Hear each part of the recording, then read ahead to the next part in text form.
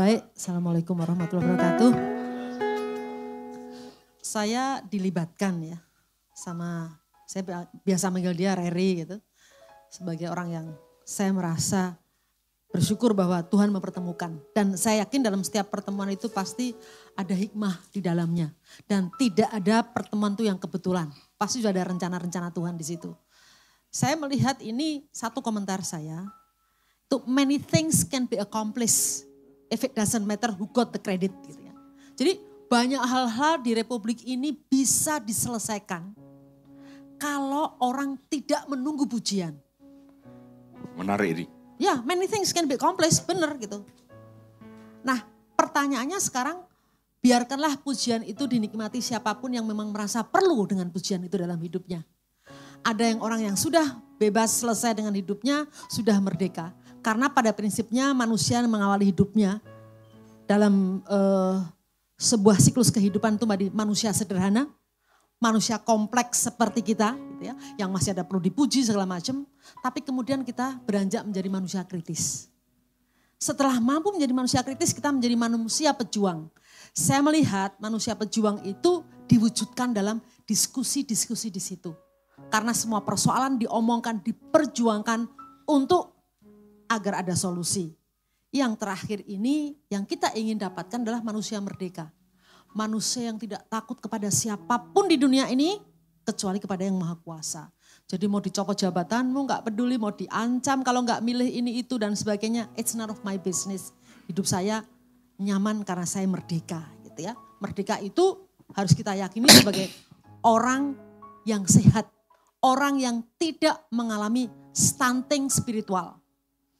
Kenapa saya katakan stunting spiritual? Di Republik ini pendidikan formal itu banyaknya itu menciptakan orang-orang yang stunting spiritual. Sebab yang diisi sesuatu yang sifatnya fisik. Lahir, bayi itu kemudian tumbuh berkembang, kita betul-betul sehat gitu.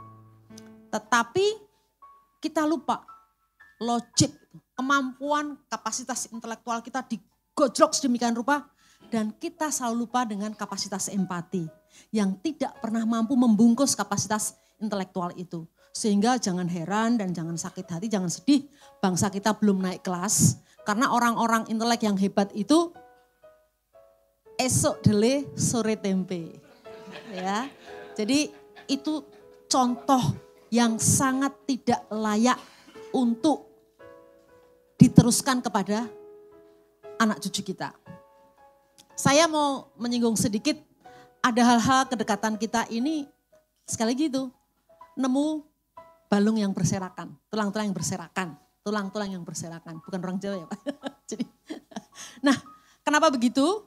Saya kaget bahwa ternyata ayahnya Reri itu sangat bersahabat dengan keluarga suami saya karena sama-sama dokter ahli kandungan. Jadi waktu kita ketemu, Masya Allah dunia itu sempit. Jadi saya akhirnya udah jangan diterusin deh ngomongin soalnya kenal ini kenal itu gitu. Saya bilang saya merasa nyaman kalau dalam pertemuan itu memang sebetulnya ada root yang mempersatukan. Oh pantes gitu kok many things in common gitu. Nah sebelum saya akhiri sebetulnya saya itu menyiapkan dari 2015 ya anak-anak muda Indonesia secara formal. Dulu 2005 informal tapi kemudian saya punya kesempatan masuk dalam salah satu ya ring satunya kementerian, saya formalkan itu. Saya ingin banget anak-anak muda Indonesia itu memiliki 4 kompetensi. Itu harusnya ada dalam pendidikan formal. Pertama, kompetensi keteknisan. Jadi dia belajar apapun itu betul-betul, enggak abal-abal gitu, enggak kaleng-kaleng. Kalau kamu ngomong kamu chemical engineer, ya pasti kamu kuat dong gitu. Ngerti banget apa itu misalnya ya siklus Carnot dan lain sebagainya. Bukan ya kita melihat sendiri ya asal-asalan. Setelah dia punya kompetensi keteknisan, dia punya kompetensi kerakyatan. Bahwa begitu dia lulus dia tahu ilmunya itu betul-betul memberi manfaat buat siapapun di universe ini yang ujung-ujungnya rakyat itu. Yang ketiga ini kita sebut kompetensi kejuangan. Dia tidak mudah putus asa. Kalau nanti dia jadi birokrat, atasannya gemblong gitu ya dia tetap mampu untuk berjuang dan menjadi waras. Tidak terlibat di situ. Kalau dia di private sector dimanapun dia akan mewarnai karena dia mampu berjuang dimanapun dia berada. Nah yang terakhir ini kompetensi keikhlasan. Kenapa perlu kompetensi keikhlasan?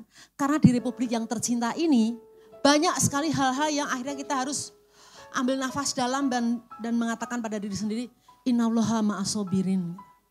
Hanya orang-orang sabar itu kekasih Allah. Soalnya kalau enggak kita bisa kena stroke.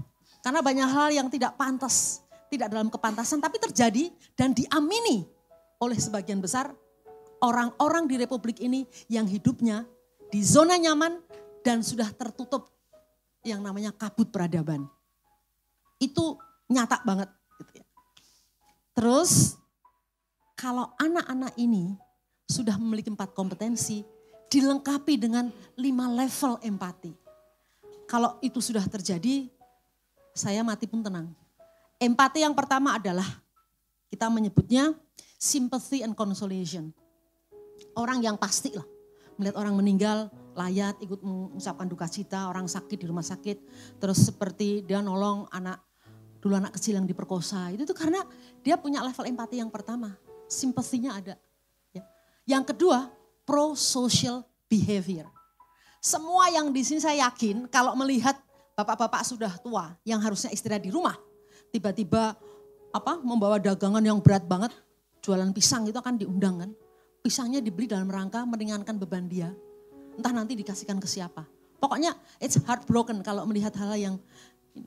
Nah penduduk Indonesia bahkan dunia itu 85% tuh di level empati 1 dan 2. Padahal kita harus punya 5. Yang ketiga apa sih? Yang ketiga ini menarik. Karena timbal balik dan kesetaraan. Kalau manusia punya level empati yang ketiga, Senayan beres, birokrasi semua beres. Karena apa? Kalau kamu gak mau dicubit, kamu gak akan nyubit. Kalau kamu, enggak, saya hanya memberi contoh. Aku nunggu dicubit. Dia gak apa-apa nyubit aku. Yang ketiga ini, contoh konkretnya, apa? Kita tidak mau apa yang kita punya diambil orang. Jadi kita tidak akan pernah mengambil apapun yang bukan milik kita, bukan hak kita. Gak akan ada korupsi, gak akan ada manipulasi, gak macam-macam. Karena all those things itu kalau dilakukan ke kita gak mau. Jadi kita tidak akan melakukan itu. Bayangkan kalau itu dimiliki oleh semua politisi kita. Ya, tadi itu, resiprokal itu, wes Indonesia beres. Tapi itu masih manusia yang biasa lah. Karena ya dia gak ganggu orang, dia gak diganggu gitu. Tapi yang lebih keren kalau sudah seperti Reri. Mau beranjak memiliki empati yang keempat. Empowering the less privileges. Memberdayakan kaum yang lemah. Dia kirim 550 petani. Mbak, diajari deh mbak. Biar dia bisa paham pertanian yang benar itu seperti apa. End to end. Karena program pemerintah biasanya cuma sepotong-sepotong gitu. Tapi ini didampingi benar-benar. Sudah hampir 3 tahun. Nah, karena apa? Karena kita tidak ingin melihat orang lain yang tidak mampu itu ya sudah seperti itu. Contoh yang sederhana lagi, datang ke desa, melihat gak ada air bersih, gak ada listrik ya. Terus juga anak-anak banyak yang gak sekolah. Kalau kita gak punya level empati keempat, wah ya hanya ngeluh sama kasihan ya dan lain sebagainya, bergibah. Tapi kalau kita punya yang keempat itu, by all means, ya, with all cost gitu, kita akan berusaha mencari jalan agar desa itu terang, desa itu berlistrik, anak-anaknya bisa sekolah. Dan itu level empati keempat. Yang terakhir, ini yang jadi PR bersama seluruh bangsa. Namanya saya sebut sebagai demokratisasi dalam semua aspek kehidupan. Kita sadar bahwa akses terhadap resources, pendidikan, kesehatan segala macam itu menjadi hak seluruh warga negara.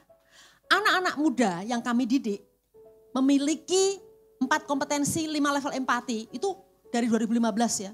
Begitu mereka sudah graduate selesai, beberapa saya tawari, mau nggak masuk ke politik praktis, artinya ke politik. Saya belum berhasil tapi minimal saya sudah mendapatkan 5 orang yang mau di sana. Harapan saya dengan pengetahuan itu, pendidikan itu, ya 45 hari itu, kemudian waktu dia masuk dalam political party, dia nggak mau pakai uang, dia bilang, jadi alhamdulillah memang sudah call dari Tuhan kalau aku jadi.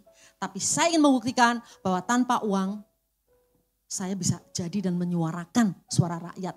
Terima kasih banyak bahwa saya punya kesempatan untuk bersilaturahmi dengan orang-orang hebat. Dia yang saya tunggu sebenarnya dari dulu. Saya pengen tahu siapa itu di belakang sekolah bangsa.